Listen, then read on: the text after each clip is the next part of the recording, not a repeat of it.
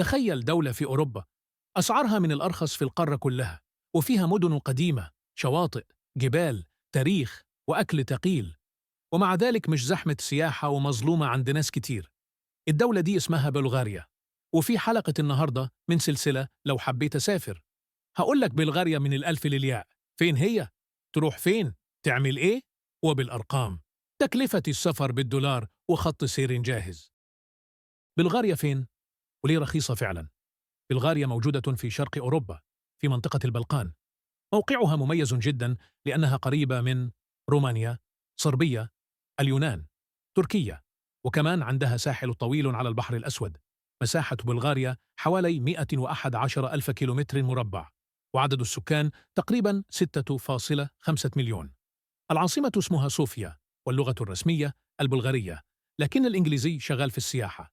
ليه بلغاريا رخيصة؟ لأن العملة المحلية ليفي بلغاري قيمتها أقل من اليورو، تكلفة المعيشة منخفضة، السياحة لسه أقل من دول أوروبا الغربية، وده بيخلي الإقامة، الأكل، المواصلات أرخص بكتير مقارنة بدول أوروبية تانية. بلغاريا من أقدم دول أوروبا تاريخياً، عدى عليها الرومان، البيزنطيين، العثمانيين، وبعدها الحقبة الشيوعية، وده واضح جدا في العمارة، الكنائس، الأديرة، المدن القديمة. النهاردة بلغاريا دولة مستقرة سياحيا، والناس هناك ودودة وبتستقبل السياح بشكل طبيعي جدا. أفضل وقت تسافر بلغاريا. بلغاريا بلد 4 فصول، وكل فصل ليه ميزته. مايو ويونيو، جو لطيف، طبيعة خضرا، أحسن وقت للمدن والطبيعة. سبتمبر وأكتوبر، زحمة أقل، تصوير ممتاز، جو مثالي. الصيف يوليو وأغسطس، ممتاز للشواطئ على البحر الأسود، بس الأسعار تعلى شوية. الشتاء ممتاز لمحبي الثلج والتزلج في مناطق الجبال. شروط دخول بلغاريا بتختلف حسب الجنسية.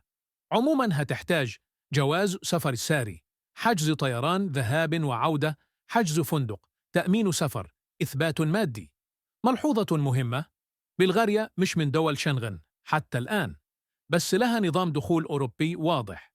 دايماً راجع الموقع الرسمي أو السفارة قبل الحجز. الجزء المهم: أروح فين؟ 1. صوفيا، البداية الصح. صوفيا مدينة تجمع بين تاريخ، حياة يومية، وأسعار رخيصة. تعمل إيه في صوفيا؟ ألكسندر نيفسكي كاثيدرال، كاتدرائية ضخمة ومشهورة. وسط المدينة تتمشى وتتعرف أكثر على الثقافة البلغارية، تزور المتاحف الوطنية، تمشية ليلية لطيفة. صوفيا يومين كويس جدا. 2. بلوفديف، أقدم مدينة مأهولة في أوروبا. بلوفديف من أجمل مفاجآت بلغاريا. مدينة قديمة جدا، فيها شوارع حجر، مسارح رومانية، بيوت ملونة، أجواء أوروبية هادية. بلوفديف يومين كفاية. 3. فارنا، البحر والاستجمام. فارنا مدينة ساحلية على البحر الأسود، مناسبة لو عايز بحر، مصيف أوروبي رخيص، أكلة سمك ومطاعم. فارنا يومان صيفاً. 4. بورغاس، بديل أهدى. بورغاس أهدى من فارنا، ومناسبة للي يحب هدوء، مشي على الكورنيش، أسعار أقل. 5. ريلا مونستيري، كنز تاريخي، واحد من أشهر الأديرة في أوروبا، في قلب الجبال، تصميم معماري مذهل، تجربة مختلفة تماماً عن المدن، زيارة نصف يوم من صوفيا. 6. ريلا ماونتنز، الطبيعة الحقيقية. لو بتحب الطبيعة، هايكينج، مناظر خلابة، قرى جبلية، المنطقة دي لازم تدخل في خطتك. تجارب لازم تعملها في بلغاريا: تتمشى في المدن القديمة، بلوفديف، زيارة دير ريلا، قعدة كافيهات في صوفيا، بحر في فارنا أو بورغاس، تجربة الأكل البلغاري، بانيتسا، مشويات، حلويات.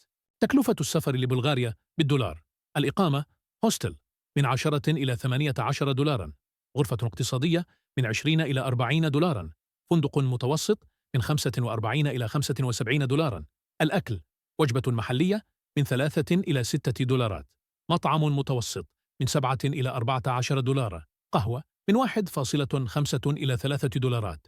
المواصلات: مواصلات عامة رخيصة جدا، متوسط يومي من 4 إلى 8 دولارات. الأنشطة: متاحف وأماكن تاريخية، أسعار رمزية، طبيعة غالبا مجانية.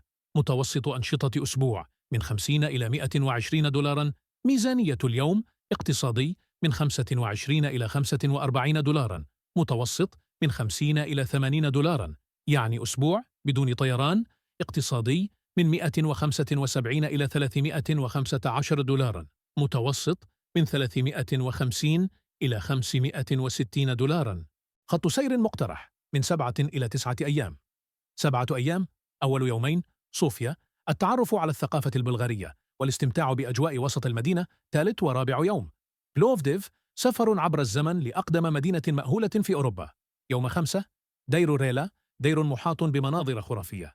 سادس وسابع يوم فارنا أو بورغاس، بحر واستجمام. 9 أيام زود يوم طبيعة ويوم إضافي بحر.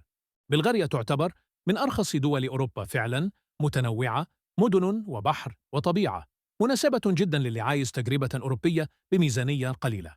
وبكده تكون بلغاريا خامس دولة تكمل معانا: جورجيا، ألبانيا، كوسوفو، البوسنة، بلغاريا. استناني في الفيديو الجاي. أرخص 5 دول في أوروبا، مقارنة كاملة وخط سير ذكي. اكتب لي في التعليقات أنهي دولة عجبتك أكتر، وما تنساش تعمل سبسكرايب وتفعيل الجرس.